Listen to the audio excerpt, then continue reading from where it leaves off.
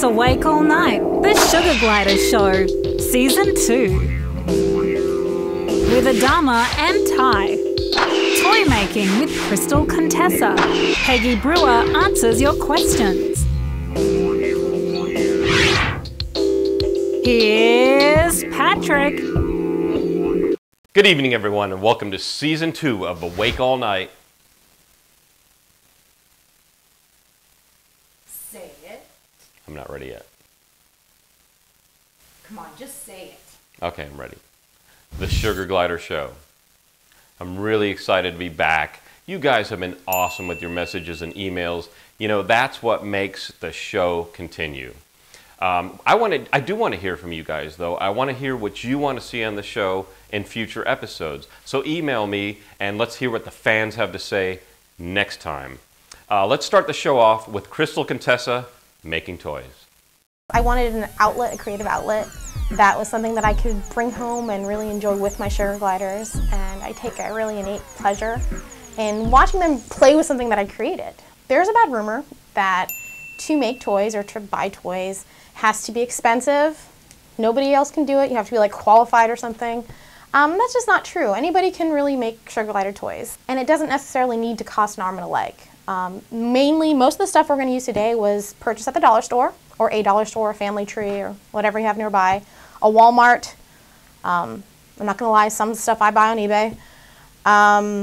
But anybody can do it. And it doesn't have to take all weekend. It can basically take about 15-20 minutes. I make a toy and I put it in my glider cage and I see them playing with it.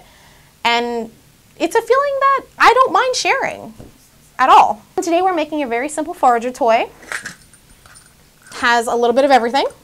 Has some fabric to forage through. Has some shot glasses, some beads, and a bell. First things first, things you're gonna need. You're gonna need about 2 colors of fleece.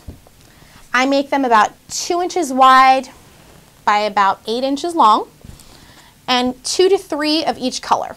We're gonna need some Rex lace, 1 or 2 colors. I have both out because I haven't decided exactly which color I'm gonna use yet. We're gonna need shot glasses, which can be purchased at Walmart. You can buy them in the party section or the luau section, seasonal. Dollar Tree, Party Days, Party City, you can buy them online, all different shapes, all different sizes. I use Liberty Bell, and you're gonna need a C-link. If you have gliders, you probably already have a ton of these laying around somewhere. So we're gonna need some beads, some pony beads. Once again, I chose 2 colors. You can choose as many colors as you want, but this one is obviously gonna be black and red. As far as tools we're gonna need, when I make toys, I like to have it elevated so I can see what I'm doing and it's not falling all over the place. So what I have here is actually just a locker organizer. I think I got it last year at Walmart for like $2 or $3. Gonna need a pair of scissors. Doesn't have to be anything special. You're going to need either a soldering iron or a drill. I use a soldering iron just because I think it's cleaner and less risk of these babies cracking. So what we're gonna do is these are pre-drilled, but I'm gonna show you how to burn them. We're gonna take them both, turn them upside down. Okay, just take it, and you're just gonna touch it with the tip and push it in and pull it out. Now, since we're done with our soldering iron, I don't have to tell you, it is hot. It will burn you. It will hurt. So let's just go ahead and unplug this before we kill ourselves. Next thing we're gonna do is we're gonna take the Rex lace, and the length on this will vary depending on how tall your cage is, how long of a chain you want to make it. Mine, this is about 10 inches, 11 inches. Obviously we need to make it double that. So I have a nice little cutting mat here. It's 12 inches, double it.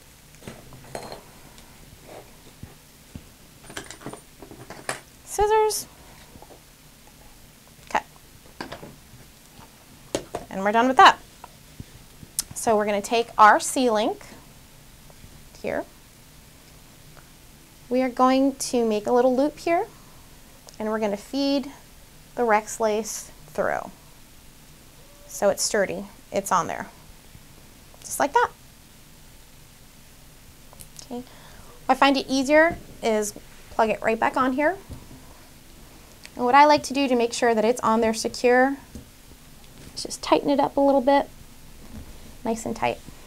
Now, as you can see here, we have a fabric on top, but we're going to do that last. For our next thing is we're going to work on the beads. Beads can be a lot of fun. You can add color, you can add texture, you can add different sizes of beads, different shapes, and you can really do it fairly cheaply. I have a bunch of red beads, and these are just basic, plain, cheap pony beads. You can get them at Joann's. Once again, you can get them at the dollar store, Walmart, pretty much anywhere. I'm just going to go and put these on there.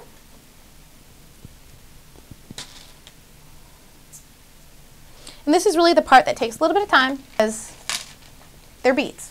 And you can honestly, you know, alternate any colors you might want, anything else. But like I said, since this one's going to be red and black, this is what we're going to go with. I have a lot of people contact me via email, via Facebook, asking me, well, I don't know how to make sugar glider toys. I get that one a lot.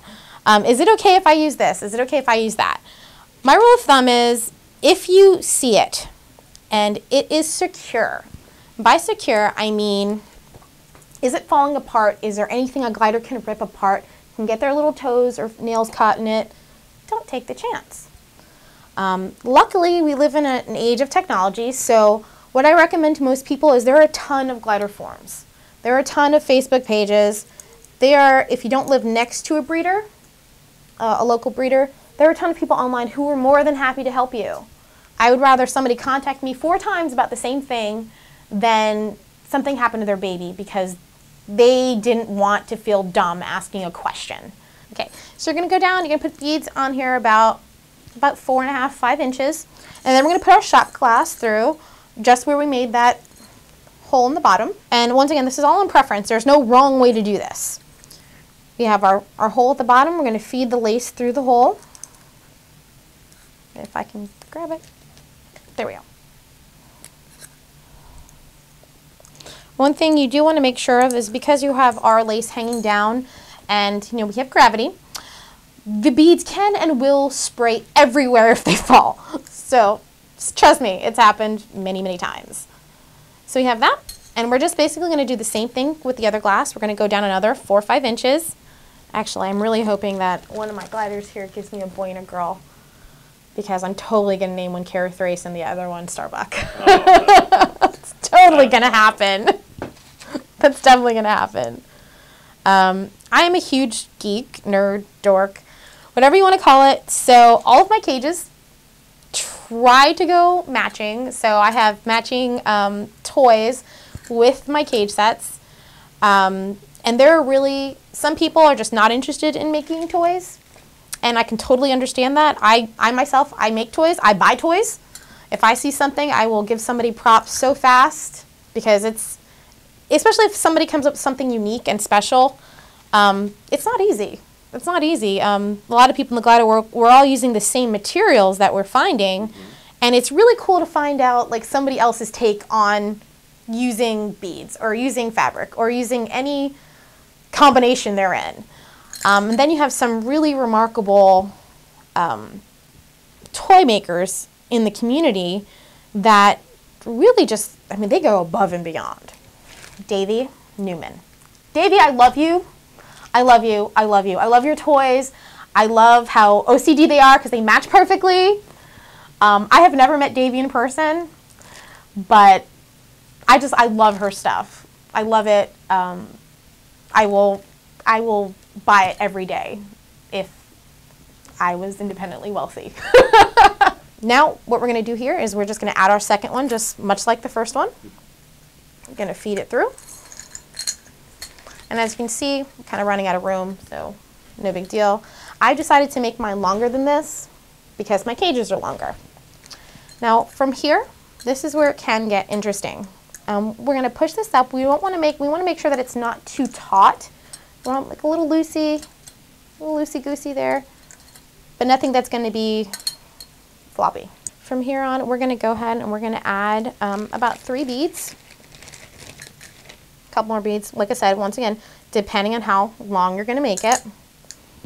Don't be afraid to waste or cut away Rex lace or craft lace. You can get usually a full spool of it for about $2. What we're going to need is, we're going to just right there, and we're just going to tie it off. You want to tie it off, obviously, because we've got the whole gravity thing going, like we said before.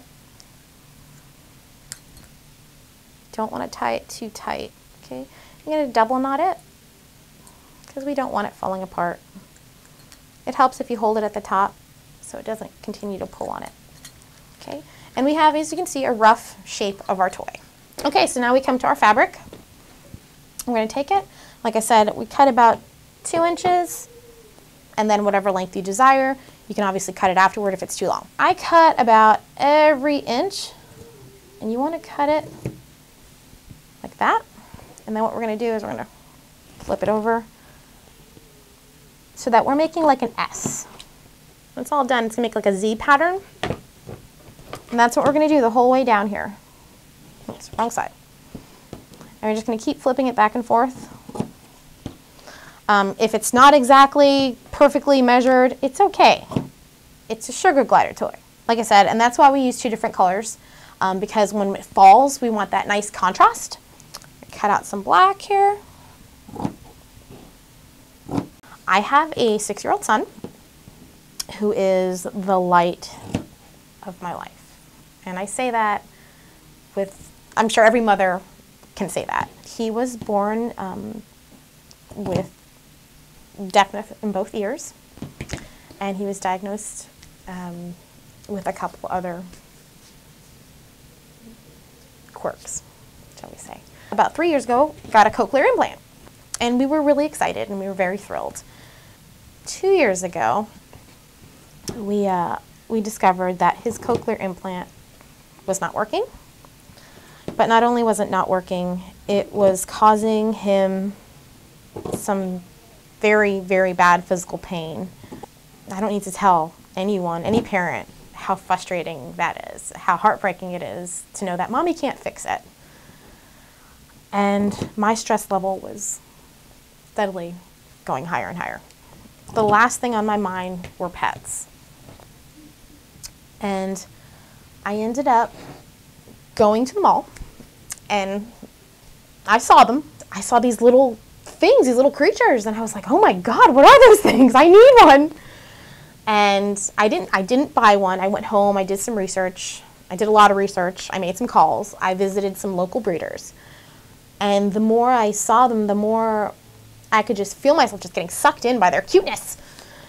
And the more I began like the entire bonding with my glider and loving my glider and learning how to make them happy and how to make them healthy, it got me, I found myself just letting the stress go.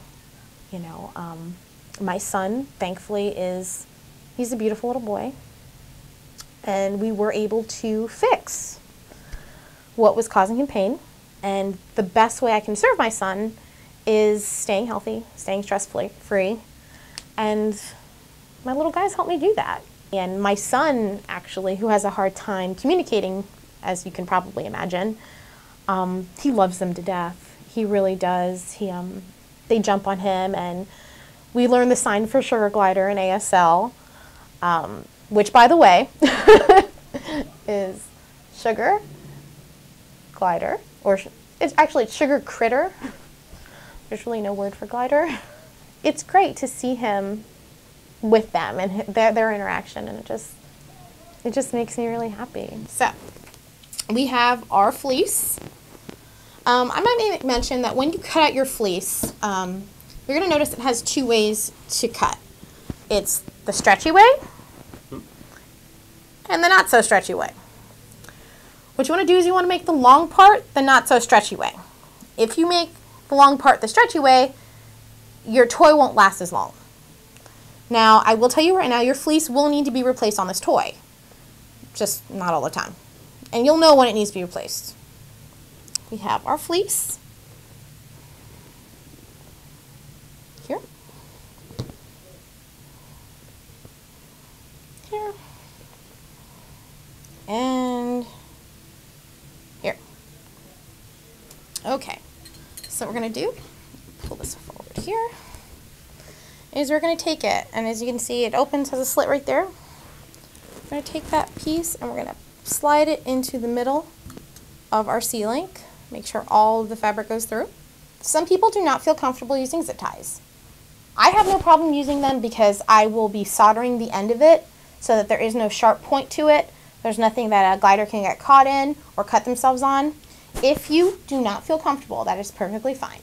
You can actually cut a piece of fleece and tie it. You can use a piece of lace and tie it really securely. Some people just choose to leave it just like that. Once again, it's all based on preference. But what we're going to do is we're going to take this and we're just going to wrap it right around underneath the C-link, and you can use your hand to feel it. Oops.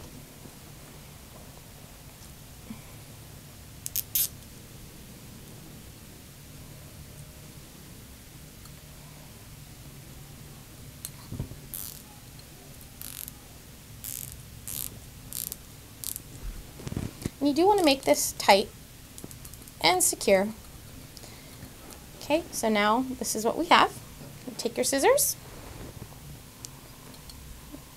and you're going to cut. If you choose to use the zip tie, you're going to cut, leave, I don't know if can you see that? About that much there. Cut like that. We're not going to leave that like that. Like I said, we're going to solder the end so that it's nice and rounded and not pointed. We have to finish the bottom. Now, some people can choose to leave it like this. Me personally, I just can't do it. I'm gonna mess for it. God, I can't take you anywhere. I can't do it. It's just my OCD. I can't leave it like that. So, keeping with the whole star theme, I have a star. Yay. So we're basically gonna do a very simple knot at the end.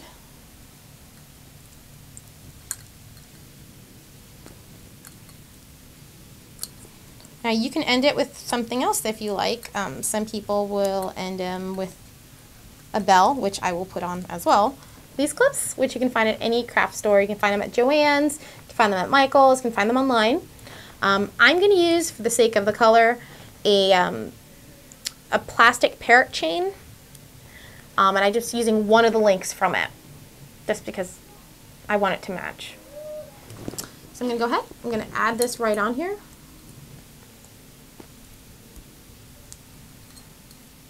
And from there, I'm going to take my bell.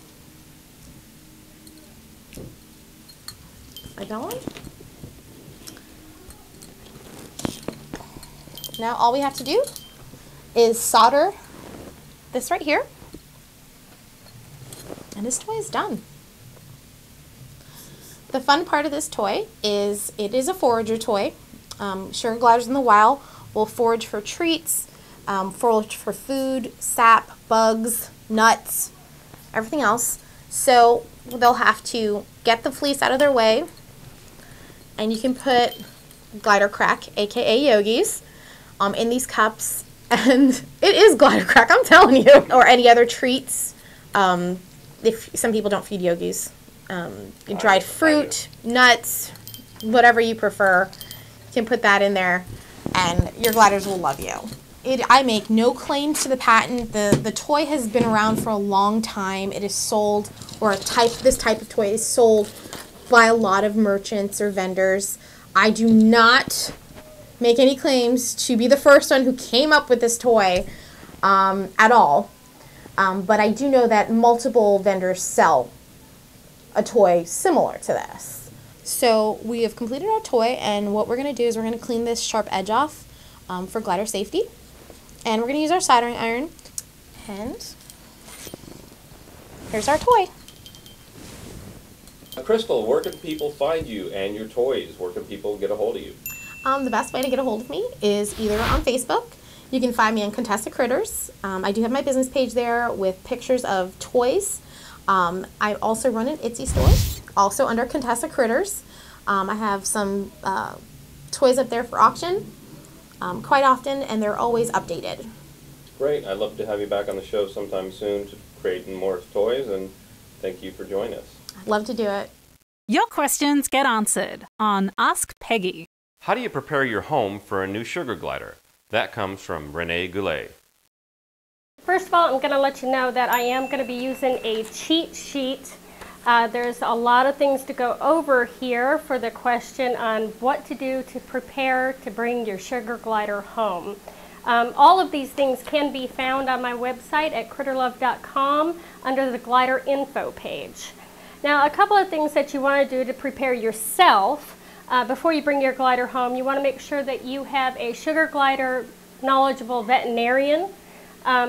Make an appointment with some of these vets. Go in, ask a couple of questions, see how you feel about them, how they feel about seeing your little one. Not all vets will see a sugar glider. Also make sure that you have a backup vet. Most of the time these guys, their injuries happen at nighttime because that's when they're awake. During the day, of course, they're sleeping all day. So make sure that you have access to a 24-hour veterinarian. Also, you want to make sure that you have the proper cage. You can take a look. There's several different kinds you can get. You can get a double stacker, you can get a single cage, you can get a triple stacker. Everybody has a difference in opinion on cage sizes. Stick with 10 cubic square feet. So if you would rather have more width than height, you know what, that's okay, as long as it's not so little the glider doesn't have room. Also make sure you have lots of toys and a wheel. Wheels are definitely a must-have for a sugar glider when you're first bringing home. You also want to have a first aid kit set up. Make that complete with an e-collar. Be familiar with bonding techniques. There's several different ones that you can do. Again, you can find some bonding tricks on my Fun Tips and Tricks page on the critterlove.com website. You want to make sure that you have your sugar glider breeder's name and a good relationship with them, so that way you know that they're always there for you, no matter what, whether it's a week from now or 5 years from now. If you ever have a question, you always want to be able to go back to that breeder that you got your glider from. Now let's talk a little bit about preparing your home. Glider proofing your home is probably a little bit more than baby proofing your home, bringing home an infant. These guys are little, they're curious, and they're very, very active. So if you have the smallest size hole in a wall, they'll find it and you're going to wind up losing your glider. So definitely make sure, I cannot stress enough, make sure your rooms are all glider safe. If you go into your bathroom, make sure all toilet lids are down. Even if you don't use your bathroom as a glider playroom, make sure that toilet lid is down. For some reason, those gliders like to just find that water and dive right in, and then they have no way of getting out. A lot of people say gliders can't swim. I think it's more that they tire out. They don't have a way to get out of the toilet, therefore they tire out and they drown. Make sure all your cabinet doors are closed and there's, again, no holes in any of the walls or cabinets.